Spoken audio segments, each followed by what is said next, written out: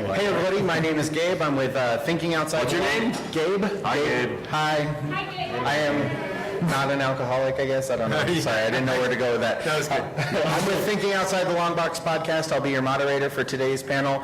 This is Marvel comic creators through the years. On our panel, we have esteemed guests, Arthur Adams, Todd Dezago. No, I did it wrong. I said it 4 times. Sorry. Chris Stevens and Ron Wilson, thank you so much for being here, guys. Thank you, Gabe. Marvel Comics has been one of the driving forces in the comic book industry since even before, but since its transition from Atlas in 1961 to Marvel Comics. We're pleased to have you guys here today. First of all, I would love for you guys to just go down the row, say who you are and what you've worked on, and maybe like what the best thing you worked on was, or your favorite thing. You don't have to like pick your favorite child, but pick your favorite child. My name is Arthur Adams, and I drew a handful of things, and it was all the most awesome ever. It was. I'm not helping you, Gabe. I know. My name is Ron Wilson, best known for Marvel 2-in-1, The Thing, Masters of the Universe, The Hulk magazine, which coincided with the Lou Ferrigno television show, Wolfpack Super Boxes, which is my pet project. Get comfortable. Can you hear me? I pushed it away and now it's back. Is that fine? Oh, I think you may have pushed the off button. Oh, I did? Is it on now? Can you hear me? Everybody went. My name is Todd Dezago. I am primarily known for a long run on Spider-Man, Sensational Spider-Man, which I worked on with Mike Waringo, who was my pal and friend. And so I was at Marvel doing that. I also wrote X Factor. I wrote some Doctor Strange. About 7 years ago, I wrote Marvel Superhero Squad, which was all for the kids, and that was a lot of fun. I'm also known for independent books that I've done also. I did Tellus with Mike Waringo and The Parappanauts with Craig Rousseau. Chris Stevens. I don't know what I'm doing here. I've done a lot of covers for Marvel, but a lot of variant covers, so not for any one title. They're covers, yeah, Good. and they're awesome. Thank you. And I've done some work for DC, but this is my Marvel. My favorite thing, I guess, for Marvel was I did a 5-cover spread for a What If series. That was a lot of fun. It had Ultron, and that was pretty cool. I don't know if anyone saw that, but It was good. I saw it. It was good. Arthur saw it, so I'm good. I saw half of it. You saw half of it? Well, I couldn't find all 5. Oh, well, there you go. So probably the easiest question to start out with today, because of the topic, is for you guys, how has Marvel changed over the years? It's a much bigger company, of course. The editor, I don't really know any of the editors anymore. Most of them I know through email or occasionally over the phone. Most of them don't have time to make phone calls. They're very, very busy people. They're doing more books than ever before. They're all desperately overworked. It's kind of a sad situation. Sorry I brought it up. But it's just harder to know people now. There's just so, and there's a lot of turnover at Marvel right now. Because they just kind of churn through people. I'm making it sound worse than it is. From my point of view, I get to sit at home and just growl like I always have. So for me, there's been very little change, except I'm fatter and balder. And better. Yeah. Well, over the years, I found that back in the day when I was trying out, I would get a personal interview. And I met with Frank Giacoia, and he would critique my work. And then later on, you couldn't walk in anymore. You had to send your pages in through the mail, and they wanted 10 pages. A professional can critique your work within 10. They know if you're telling the story correctly, how your work flows. Sequential storytelling is a plus. So by mail, you have to wait a few months and just to get a word. Now everything is online, you can, which is a good thing because you can promote your own comic books online. You can, just be in charge. You're the man, when you're doing your own books. So online is what I see now, then that's sort of like in, so you can send your samples in also. So that's what I found that the biggest changes. I think a lot of what we're going to say, because we've been in the business for a while, I've been in the business for 25 years now, is that Marvel has changed, as has DC, because they've become corporations more than they were. And when I started out at Marvel, I could take the train into the city. I live in upstate New York, up in the mountains, and I would take the train into the city, and I'd walk right into Marvel, and I'd walk right into an editor's office, and I'd chat with them for a while. What do you want to do? What's going on? I'd go down the hallway and talk with every single editor just to say hello, let them see my face. If they had a project, maybe I was the guy. I don't know. Sometimes it was, sometimes it wasn't. But you had that chance to really interact, and sometimes a project you could pitch a project and they would go, that sounds great, let's go. Now, it is, just like Arthur says, it's everybody's email. Everybody talks in email. There's no FaceTime with anyone. You can't, I could go in and kind of endear myself to certain editors and they would go, oh, I'll try Todd. Let's give him a chance at this project or not. Now, I really don't know any editors. I have no contact with them. I've gone off and done a lot of independent and self-published stuff because I just don't know anybody anymore. And it's a different business. When I was on Spider-Man back in the 90s, we wrote the Clone Saga, which for a long time was the biggest stain on Spider-Man's history. People hated it. And now, 20 years later, all the people who were 12 years old when they read it think it's the most awesome thing that ever happened. And they're right, because it was. We worked really hard. It is awesome. Everybody should know it's awesome. But when that was going on, we were constantly talking. The four writers that were working together, we were, on the phone back and forth with the editors and what's going on. Now it seems like the corporations, the salespeople, the marketing people are saying, oh, Deadpool's hot. Do 15 books of Deadpool. And it's not growing out of, hey, I've got a great Deadpool story. It's growing out of, that's selling like hotcakes. And I've never even seen a hotcake stand, so I don't know what that means. But anyway, that's how comics are going now. They've become more corporate. I miss the old days because they were fun, and I feel that they were a lot more creative. Sorry, it took too long. I think I first started working for Marvel kind of after a lot of the changes you guys are talking about 10 years ago. And I came up in the internet age, and that's how I got my first job with Marvel, through internet.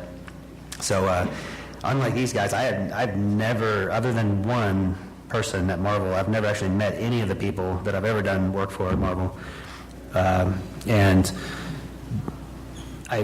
every time I get a job, I kind of have to look, like, I see a name, and I don't know who it is, and I kind of look, have I ever talked to this person? And I'll look him up. And I was like, oh, wait a minute, I did a job for him a month ago. I totally forgot. And it's, so it is kind of, there's a lot of people, and there's a lot of names.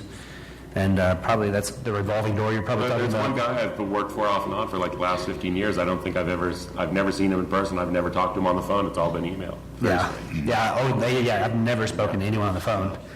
It's always been email. He might be really ugly. Oh. You don't know. But no, he just might not want people to see him. Oh. We should feel bad for him.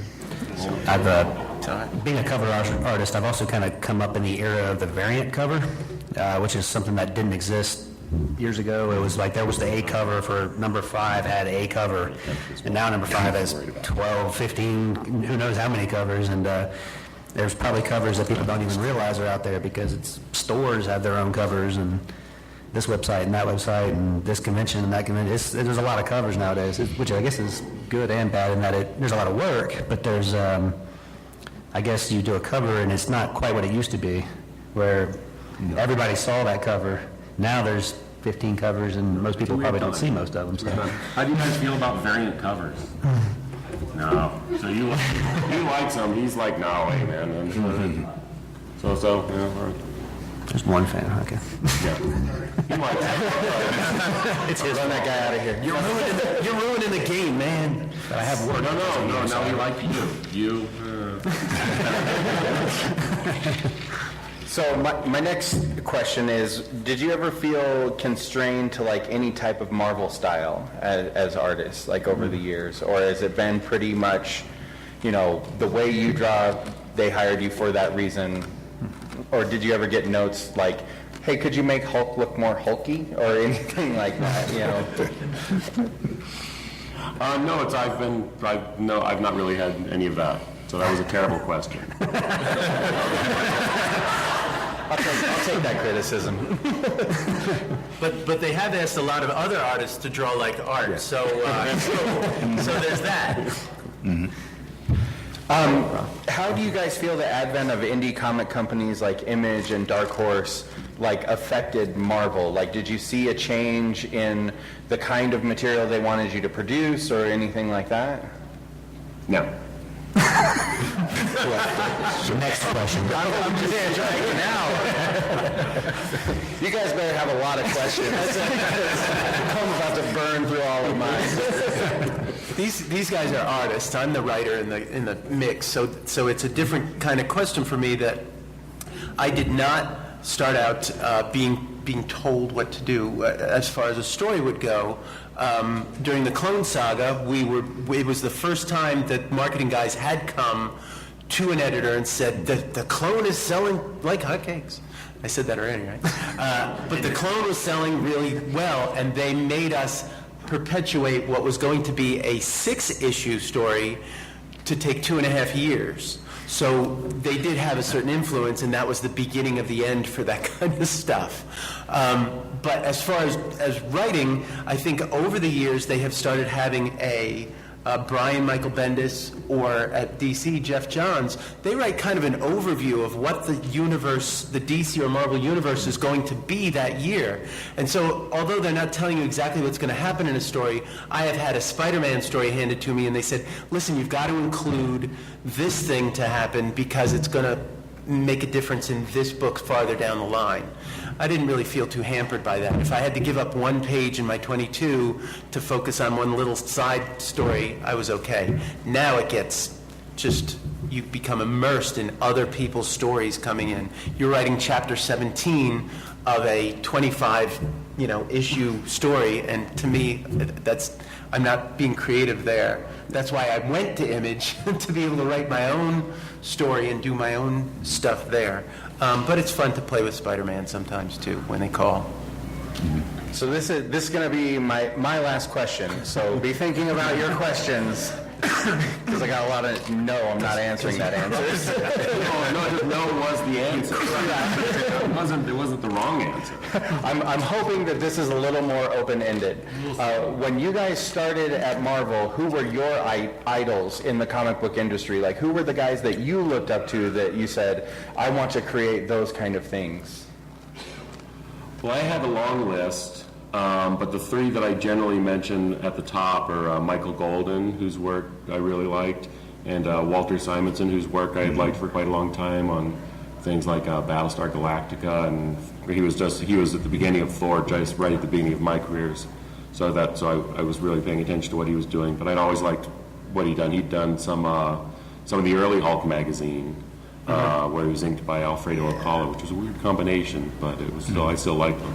And then Barry Windsor Smith, who did a bunch of Conan that I really liked, and then tons of other stuff too. And then I liked lots of other people like Jack Kirby and Gil Kane and Bernie Wrightson and the usual list of awesome comic book artists.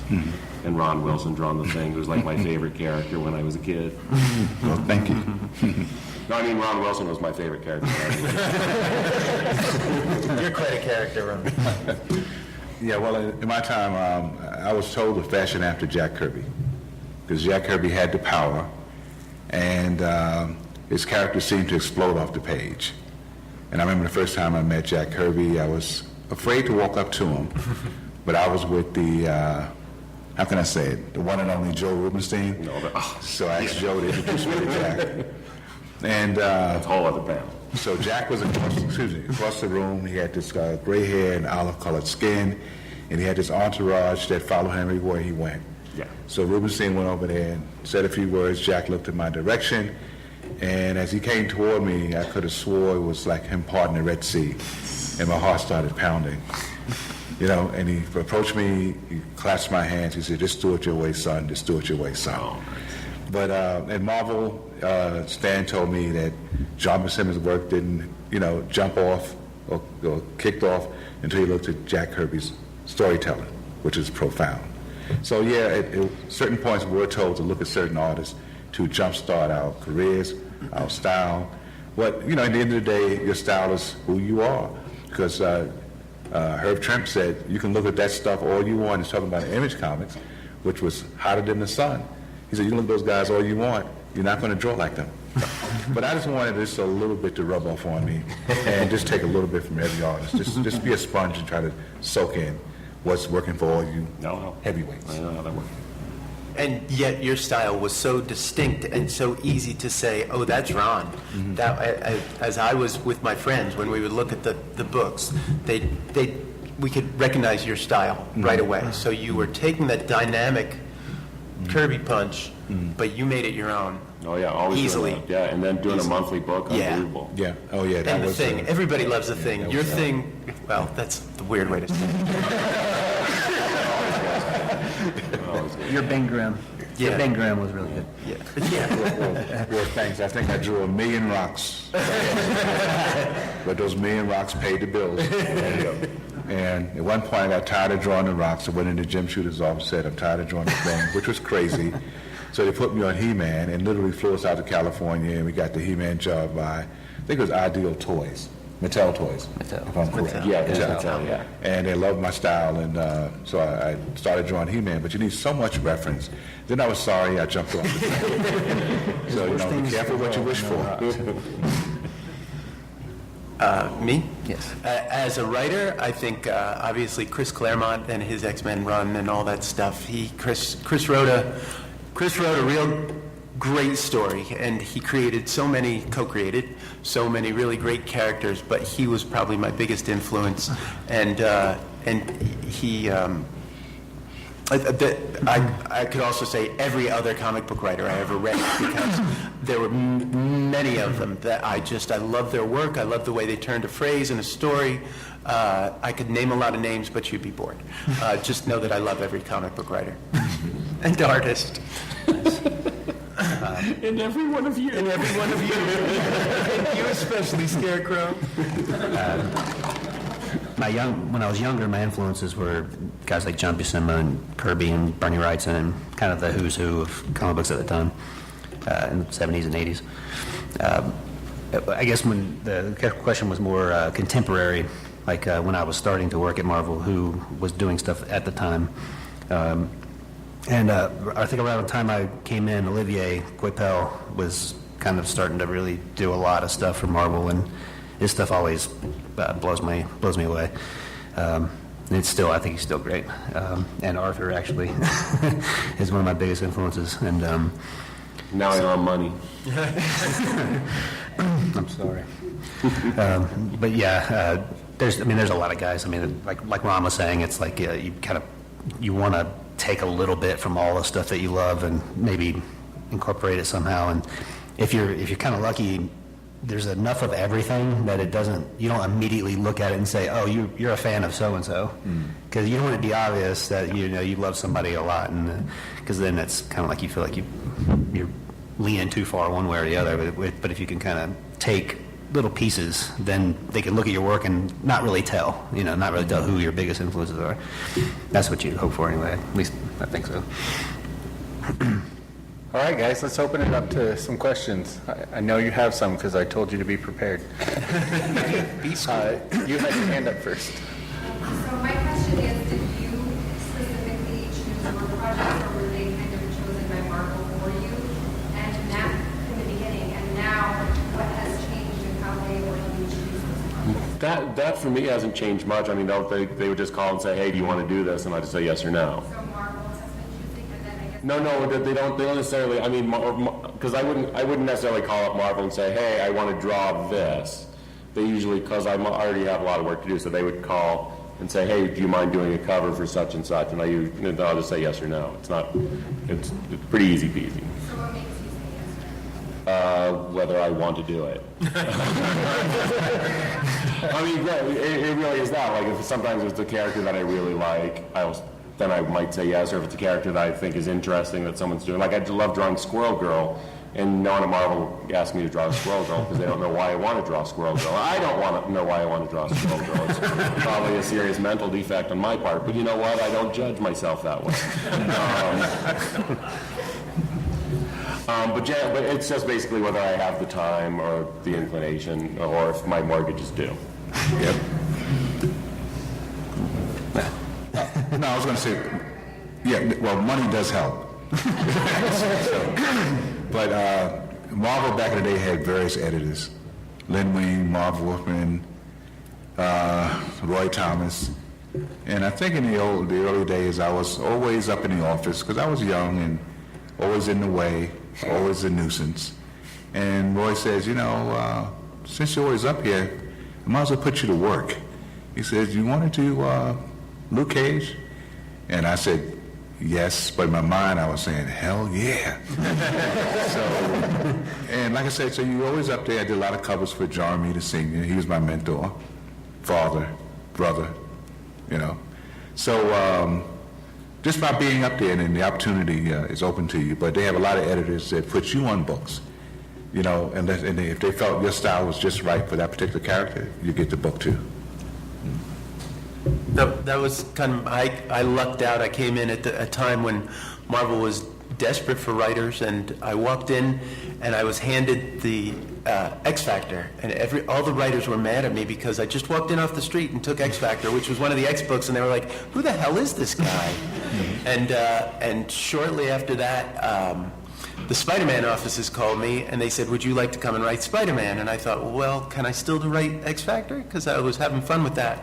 And it just kind of snowballed into, suddenly I was writing almost all the Spider-Man books because of the Clone Saga. And then that would just lead to other, like I said, I could walk down the hall and see somebody and they'd say, hey, can you fill in on Doctor Strange for 2 issues? Can you fill in on this? Can you know, we've got this project that we're going to do.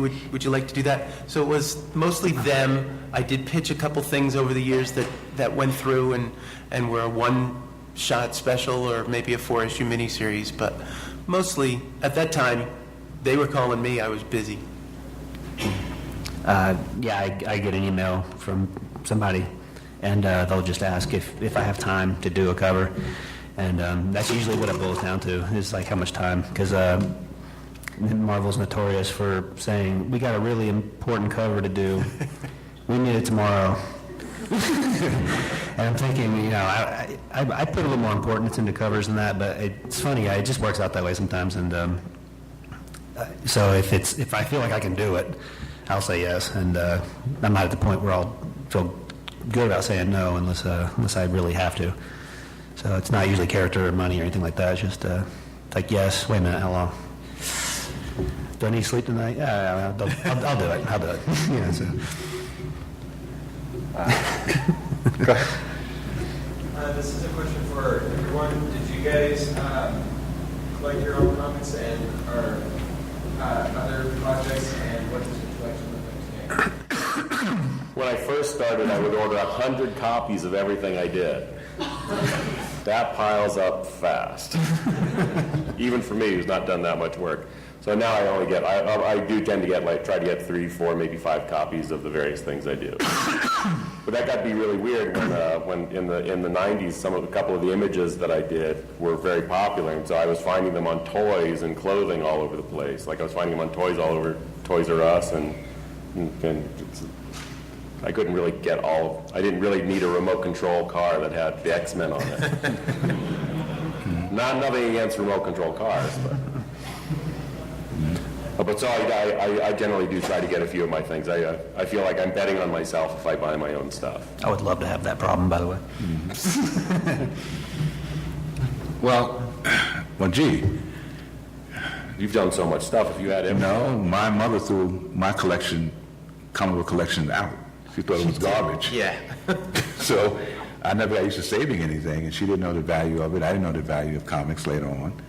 So I really had too much to talk about that, but I want to follow up on her question. I don't know if intimidation was a factor in Marvel, but we had Big John McPorton, very hulking guy with a cigar hanging out the corner of his mouth, and Ed Hannigan and I was always up there, and we would be drafted to do fill-in work jobs that were late. You know, it's always taboo to turn in a comic book that were late. So some artists was inundated and just overworked, and we were there to do books overnight. So John McPorton would push us the book, and we say, "Gee, John, when is this due?" He would say, "Yesterday," just to elaborate on what you were saying. So we knocked the book out. I did 10 pages, and Ed Hannigan did 10, and we do them real rough. He said, "Don't worry about it. We got people like, you know, the seasoned inkers in the industry that would like tighten our work up." So the work was loose, and it was very loose, because in Marvel you had to be fast and good at the same time, and that was a big challenge. So I'm glad we got work, because we filled the void at Marvel, but doing full-in jobs. I'm going back to the comic book question. I collected comic books for a long time. It was the only way to get my father to, I would say, "They're going to be worth money someday, Dad." And so I would get comic books, and my girlfriend and I just bought a house because it's time to grow up and be an adult. And I just moved my comic book collection to the house, so I know that I have 62 long boxes in my basement. I don't know how many are in a comic book box, but there's too many. And I think I'm going to open a shop. I live in upstate New York and in the Hudson Valley, and I live surrounded by a lot of talented people, heroes of mine, that have now become my friends. And we all go to lunch, and if I drop names, it would be embarrassing. But all these people were at lunch, and with some of the guys, they said, "I'm thinking about opening up a shop to get rid of my comics." And they all went, "Yes!" Because we all have them. We all love them. We have the toys. I'm very, very good friends with an inker named Terry Austin, who is a legend, but his house is a museum. He lives all alone. I'm gonna clean his house is what's gonna happen. That's what we'll talk later. Have you been in? No, but I thought. You wanna come? There's some stuff I need, we'll see. This place is a museum, and everybody turned to me a little while ago at this lunch. So I will drop names. I was with Walter Simonson and Joe Staten and Dan Green and Fred Hembeck and Terry Austin. Terry Austin surrounds himself with toys and things, and he doesn't come to shows, and I beg him to. He's one of my closest friends, but he's a jerk for not coming out. He should come out. I've been trying to get him to go recently. He will not come out. But his house is a museum, and his bookshelves are filled with comics, and there's action figures in front of all the comics. I mean, if you went in there, you would think you were in toy heaven. But someone said, and Terry has no children and no wife, he's a single guy, and someone said a little while ago, you know, if something happens to Terry, we're pretty sure you're the guy. And I went, no, I don't want the responsibility for all this stuff. It's not, so I'm trying as hard as I can to be mean to him, so he'll take me out of the will, because I don't want to do that stuff. But we do, we collect things, I don't know what it is. We all get toys and games, and I have stacks, and when my girlfriend saw all my comic book collection in the basement, she said, that's gotta go. So I am working on it. I know my niece and nephew don't want to inherit all that junk, because I've got stuff of my father's I don't know what to do with still, so yes, I do have a lot of comics. Sorry, I babble on. That's great.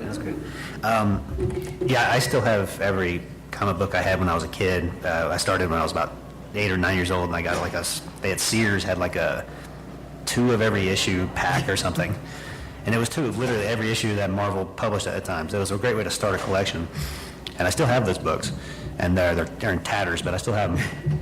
And I only have maybe 3 long boxes, maybe 3. I thought I had a lot. Good for you. It seems like a lot when you look at it. There's a lot of comic books in there, but yeah, I still have them. I still love comic books and still read them when I can. And I have a lot of graphic novels these days. I have shelves and shelves of books and graphic novels, and I try to take them down and look at them whenever I get inspired. I really love the artist editions. These amazing books that just you see they're scans of the original pages, and they have Kirby, and they have all these amazing books that are humongous, twice up pages. But anyway, yeah, I try to look at that stuff as much as I can. My wife is very understanding about a lot of that stuff. Okay. Do you guys feel like your work is properly represented in the digital format, or do you feel like you're more drawn towards like physical copies? It sounded like half of what you said was in an alien language. I'm not much on digital. Not that I have anything against it, I just don't know anything about it. Agreed.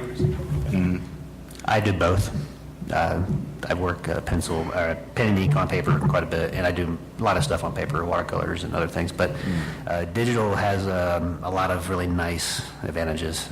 Speed being one of the biggest, and so I'm a fan for work purposes.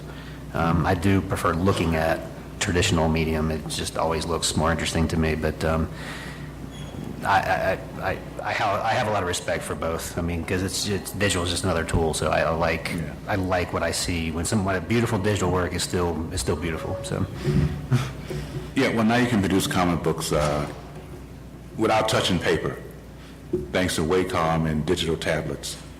I can't imagine drawing a comic book without the pencil hitting the paper. I'm just old school. It's just the way I'm wired. So I believe in digital assistants, and I do have assistants that work with me. But I still like to draw on paper. And when I was a kid, there was something about messing up a clean sheet of paper that I still feel the same way. Who are some of your favorite up-and-coming artists and writers?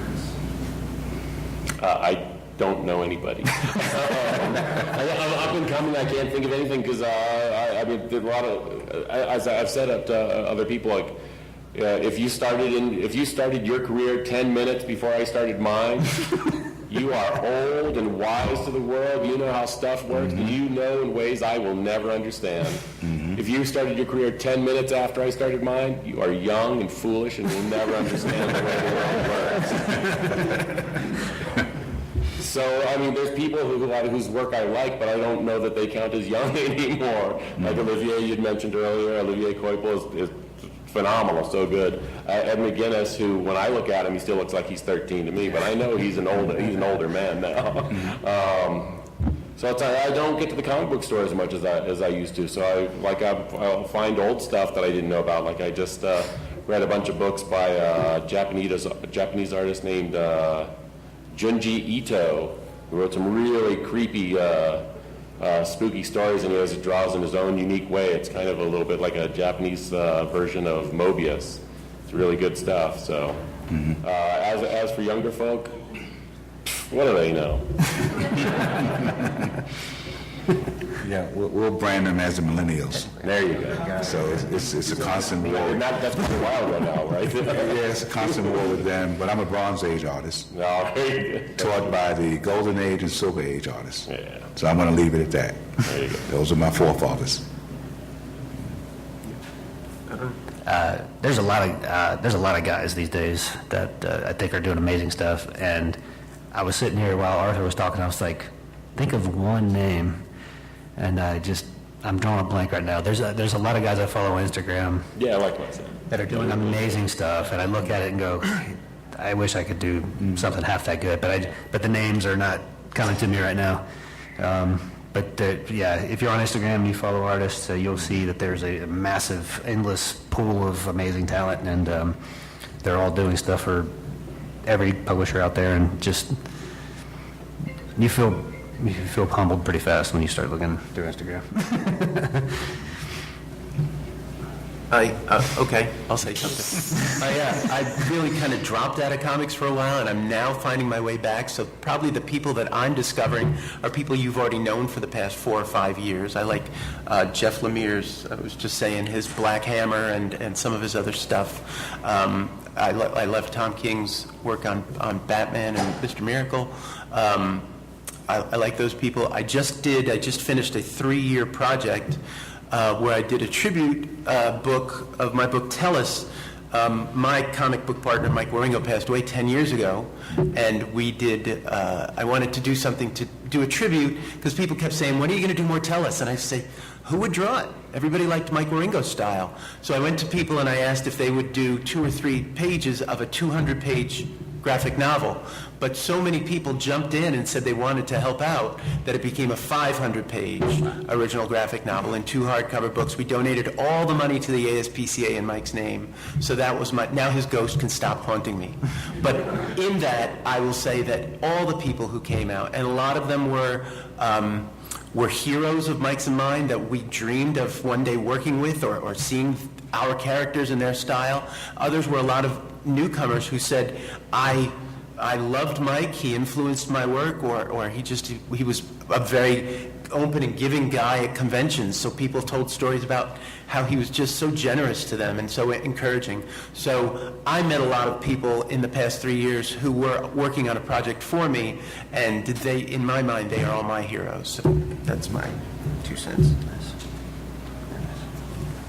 Did I bring the room down? I'm sorry. No, that was good. You guys were kids, I want to be writing for these comic books or drawing. Did you dream about that, or was it kind of like as you got older, you decided, hey, you know what, this is what I want to do? When I was 3, I loved to draw dinosaurs. Then I discovered paleontology. I said, you know what? Paleontologists draw a lot of dinosaurs, so that's what I'm going to do. Then I found out paleontologists actually have to go out to deserts where it's either really hot or really cold, and those are things I do not like. So then I discovered the movie King Kong, and I said, I'm going to be a stop-motion animator. Nobody wants a stop-motion animator, even then. But so I loved King Kong and various other monster movies, so that got to be a really big influence for me. So I thought, oh, maybe I'll work in movies. Maybe I'll be like one of the special effects guys. And through my love of monsters, my father was in the Air Force, and so we had a second-hand shop on the air base, and my mom would go in every once in a while, and they'd sell like comic books by the bale, like a 10-pound bale of comics for $1. And because I was the oldest boy in our family, I have 4 younger brothers, I was the oldest boy, so I got first pick of the comics. So the first pile was monsters, that's mine. Next pile was superheroes. Those are okay. I'll take the ones with the Thing and the Hulk, because those are monsters. And then there's war comics and romance comics. My brother's going to have all those. I don't want those. You are such a mean brother. I was a terrible And Michael Ringo was that way to his brother Matt too. Matt keeps telling me Mike didn't let me read that. He wouldn't. He was allowed to buy the X-Men and Fantastic Four, but I had to be stuck with the 3rd tier and 4th tier. And to this day he complains that Mike wouldn't let him read the good comics. Sorry. Okay. Well, speaking of brothers, my brother was the artist in the family. So, and he was the best artist. And I would try to mimic everything he drew. And I wanted to be like him. But as time went on, I kept it up.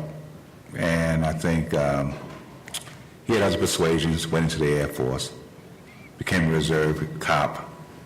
He's now deceased now. But hold my heart near and dear to him. And I think he was one of the engines that got me started in drawing. And in fact, I know he was. But after that, my first heroes that I started to draw, copy, mimic was Batman and Robin. And I was about the age of 14. Never thought I was going to join the industry. I just wanted to copy what I see and just do it good.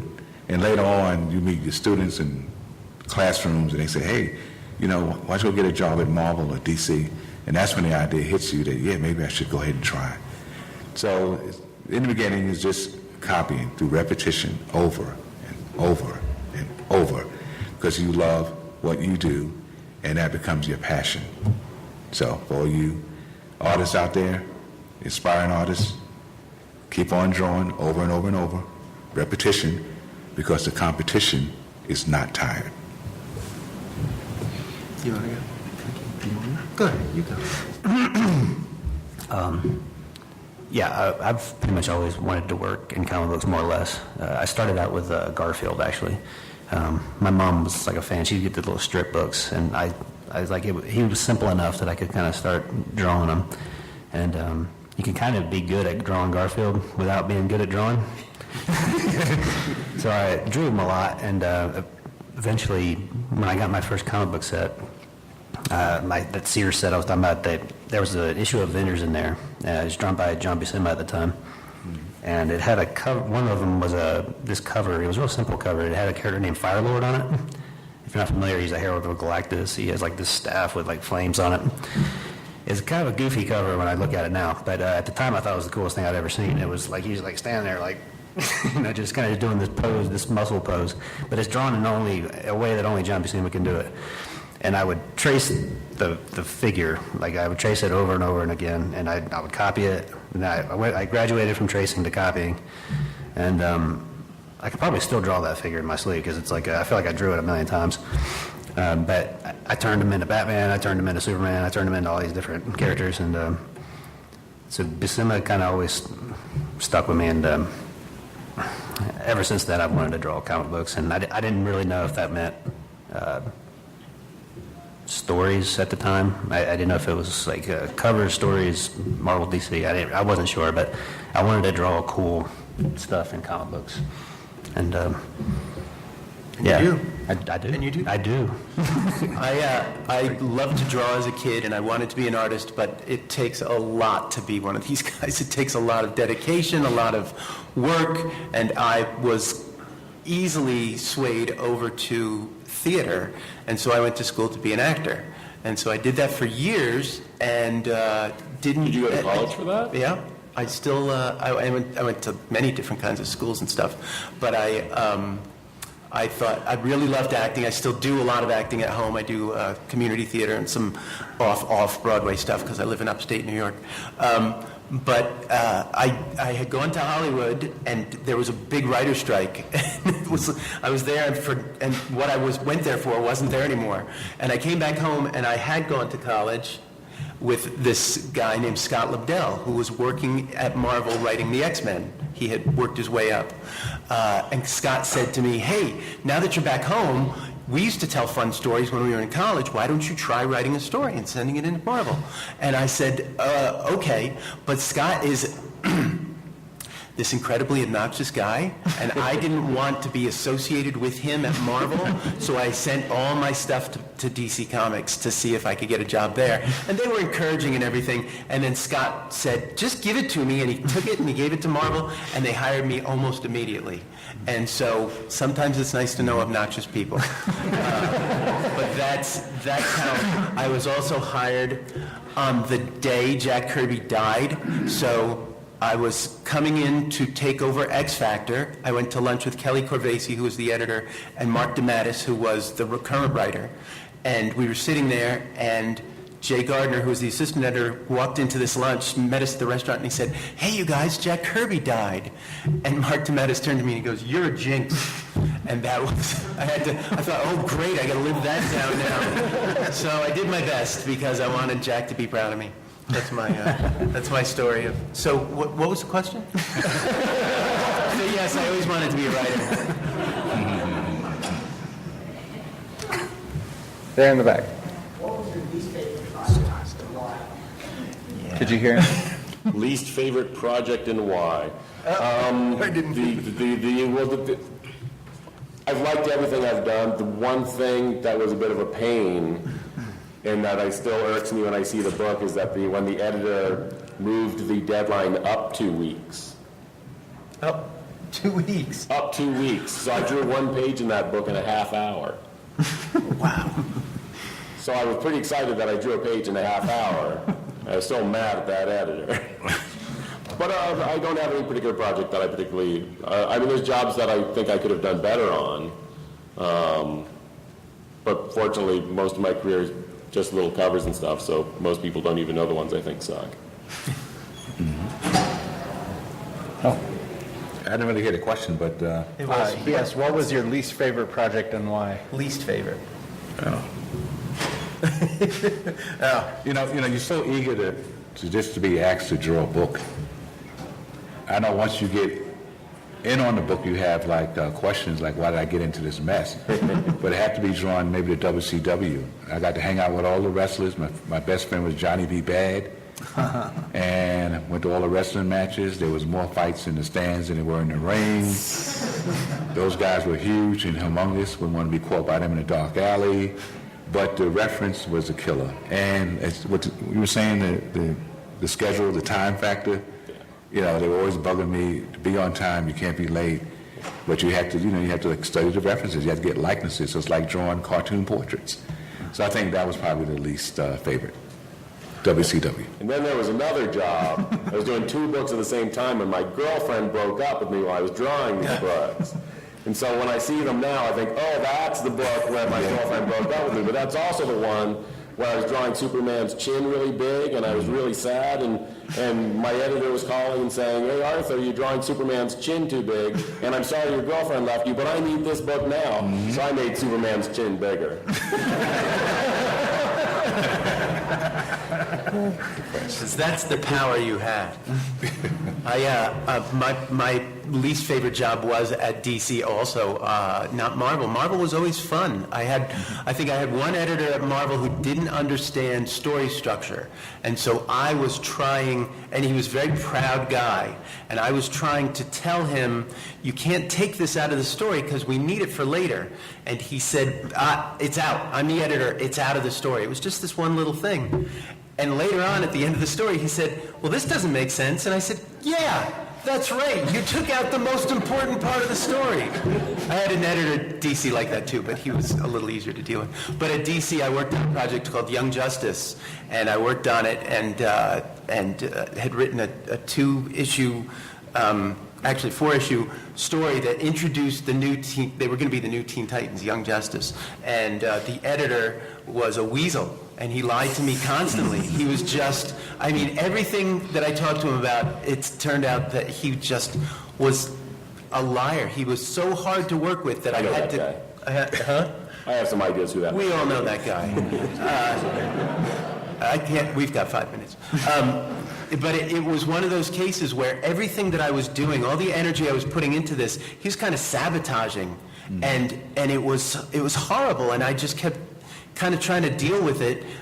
He would tell me one thing, and then I would find out from another editor, no, that wasn't what was happening, that wasn't what was going on.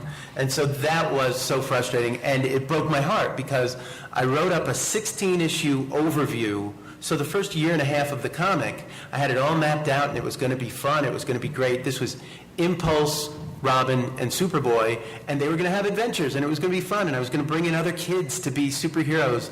And the Batman offices saw it, and they said, oh, Robin can't have fun. He's part of the Batman universe. So I had to rewrite it. And then Denny O'Neil saw my work, and he said, no, let Todd do whatever he wants. So that was great, but my editor never told me that Denny had told him that it would be okay to do it the other way. So there's a lot of junk going on. Sorry, I didn't mean to bring the room down. I'll tell you another story at my table if you come down and see me. For me, it was a miniseries I did, a G.I. Joe miniseries a long time ago. And it was nothing particularly bad about it, except for the fact that I was drawing pages. And that's when I discovered that I did not want to be a comic book artist like I thought I did. And doing a monthly deadline, doing 22 pages, and trying to tell a story, trying to use references, trying to make the art actually look good and make sense. And all the things that comic book artists do is it's very hard. And you think about how hard it is, and it looks hard, but when you actually try to do it, it's a whole new thing. And I lived at that board for 4 months, and after that, I said, I think I'm going to be a cover artist or a spot illustrator or paleontology artist or something. I'm not going to be a comic book artist, at least not a regular one. Maybe there'll be a special project now and then, but that was miserable for me, and it taught me a valuable lesson. I have a lot of respect for guys like Ron and... Sorry about that. Didn't mean to talk over you there. As we're wrapping up, can you guys tell everybody what booth you're at and how to find you for the weekend? Or I'm at Double X. Double X. Double X. I think I'm somewhere between K and J, and I'm still lost. I'm at R22. Well, you know that exactly. Bingo! I do. I'm on H somewhere, I think. Arthur's in the same... Oh, yeah, you're at XX area right Correct. there. You're on the other side. I'm on H, you're on XX, which is like the same aisle. It's all the same aisle. Well, guys, thank you so much for your time. We really appreciate hearing the stories and knowing more about Marvel Comics. Let's give them all a round of applause. Thanks for being here.